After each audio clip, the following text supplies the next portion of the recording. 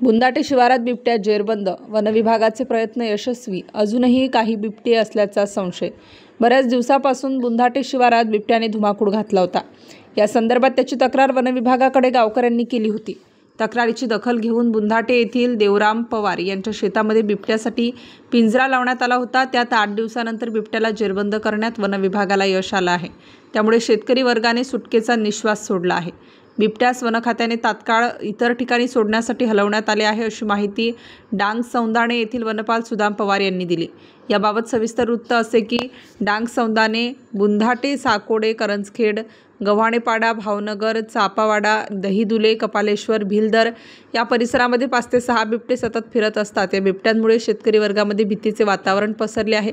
बिबट्यांमुळे बकरी, कुत्रे, कोंबडे हे बिबटे फस्त करत असतात। 2 दिवसांपूर्वीच देवराम पवार यांच्याकडे 2 कोंबड्या व स्वतःचे कुत्रे यावर बिबट्याने ताव मारला होता। त्याआधी साकोडे येथील राजेंद्र गांगुर्डे यांच्या 3 बकऱ्या, तर 3 दिवसांपूर्वी तुकाराम बागुल यांच्या शेतातून कुत्रे मारून बिबट्या पसार झाला होता।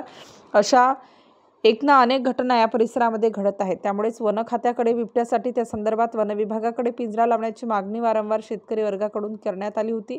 8 दिवसांपूर्वी वन खात्याने देवराम पवार यांच्या शेतामध्ये पिंजरा लावला व एक बिबट्या अलगट अटकला आहे। तरीही या शेतकऱ्यांनी पुन्हा पिंजरा लावण्याची मागणी केली आहे। मात्र तिळवण येथील शेतकऱ्यांना पिंजरा लावण्याची मागणी केली असल्याने आता पिंजरा तिळवण येथे लावण्यात येणार आहे व तेथून नंतर पुन्हा डांग सौंदाणे परिसरात पिंजरा लावण्यात येईल, अशी माहिती वनविभागाचे सुदाम पवार यांनी दिली आहे।